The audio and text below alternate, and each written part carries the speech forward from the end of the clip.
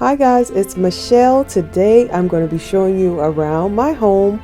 I'm going to be showing you what I did for Christmas. I didn't do a whole lot this year because I've been super busy with my grandson. He's doing great and my daughter is doing great. Thanks for everyone who asked. And I just want to wish you all a Merry Christmas. I hope you enjoy the tour.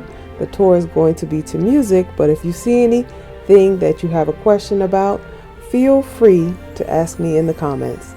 So guys, have a Merry Christmas and I will see you in the next video.